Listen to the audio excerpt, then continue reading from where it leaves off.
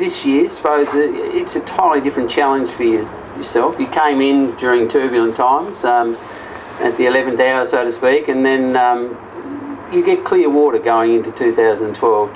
For the fans out there, do you have any different philosophies? I mean, what can they expect from your view of how we should shape up in 2012? Well, we've got pretty much the same players on the books, apart from T-Boy, who's come into the squad as a contracted player now, and Jake Barkadash and Daniel Bowles, who we both signed from the Funk Gold Coast. They can add to our squad. We've lost Daniel Mullen as well, so I suppose that it's worthy of mentioning as well, because he was a great performer in the ACL. So not a lot has changed, and I think, you know, I've tried to work with Bruce and Serge as a twin striking role, and should Serge still be at the club, and you know, it's quite it's been well publicised that, you know, his family aren't happy. Will he be here? Won't he be here? All that stuff, yeah. But at the moment he's under contract and he's starting training on Monday, and as far as I'm concerned, he'll be here for the duration. So I've got to look at then whether we go back to working with the two strikers, or that we stick with the same formation that we had before. Once again, Asia might be a different proposition to what we need to do locally. So the problem we had before, I guess, was that I threw Serge and Bruce up front together, and Serge had never played in a twin striking role in his life. Bruce had. In the end, it sort of worked, and there were a lot of times when it didn't. So that's why we changed it for the ACL. But I think, given that we've got a pre-season behind our belt, we've got a bit of time to play with things and people to get used to each other. So that's something I'll still look at, whether we can play with two strikers up front, because not a lot of teams do it anymore. So it gives you, I guess, a point of difference. And the other side of it is that I know we can play with one. If we can get it right with two, then we can chop and change to suit us and the opposition as well. Because players need to be versatile. Well, in fairness to a lot of the players, I suppose during the during the A-League last year, we probably weren't going well enough as a side either. So is it a fair measure that those boys up front, as a dual-pronged attack, so to speak, didn't really get a fair crack at it in terms of the way we've performed better in ACL than we were in A-League? Yeah, look, it worked for a little while, but both Bruce and Serge had their little niggles. Serge was injured actually for the first game that I was in charge here at the club, and came back in a couple of weeks later. So his condition wasn't all that good, and he was trying to find his way back into some form, and it's not the best when you're trying something new and different. You know, when players are fit and healthy, you can chop and change things around a bit, and you'll probably get the outcome you're looking for. But when we find people that are struggling for form and struggling for fitness, when you start experimenting, it can rod for your own back to some extent. So look, I think we've got opportunities for versatility with the two players.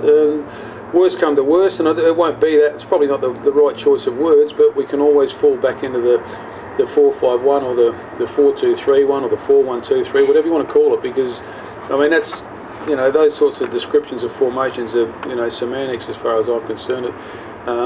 We can be a 4-5-1 defensively, and we can be a 4-3-3 in attack. It depends on how you look at it. What about a couple of the probably other players I'd throw at you in terms of where you see them going? One, when we mentioned recruits, I mean, Fifey came in pretty late last year. You know, I mentioned, you know, where do you see him? I mean, he seems to be a really solid player. Fifey is, and he's got a bit of versatility. He's one option for covering Daniel Mullen, because he has played it right back before. Fifey wasn't fit when he came here, and he, by his own admission, thinks, you know, he's probably a little bit reticent about the condition that he did turn up in, and it took him a while to find his feet. But once we got him going, he can play as a centre-back, left or right. He can play as a full-back. He proved against Nagoya Grampus that he can play as a holding midfielder as well. Not his best position, but he can do a job there for us. So he's got versatility. So, you know, Fifey, it's going to be interesting, because we've got John McCain, Nigel Bogart and Fifey all fighting for two spots at the back, and that's healthy when you've got more than one player for any particular position. What about three others? Probably don't get as much attention as some. Golick burst on the scene, big strong lad. Ramsey on the left, and of course Malik. I mean, they'd be three players you'd surely have high hopes for. Well, look, I'll start with the last one first. Ozzy had an outstanding period in that holding role in midfield. And once he got to understand what we were looking for, and certainly in the Asian Champions League he was a standout. And it was just unfortunate from his point of view that he got injured. But he's worked his backside off in the gym during the off-season, or it's a short break, you wouldn't really call it an off-season, I suppose.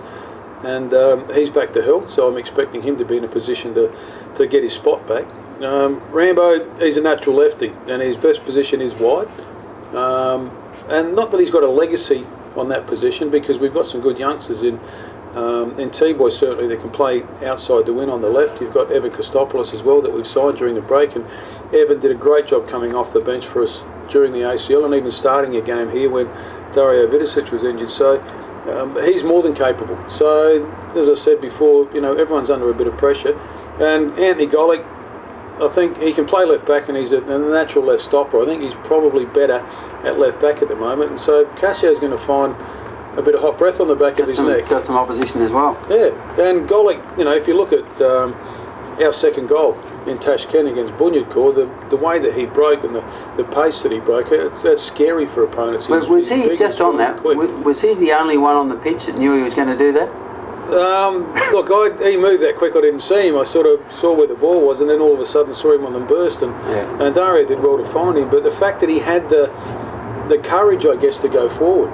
In a situation where, you know, he'd played 6 games for us and it went away with the Olyroos and came back, and he was in that team fresh because Cassio obviously couldn't travel because of a variety of different reasons and that are behind us now, which is great. And so he found himself in a starting role. I think he wanted to make the most of it.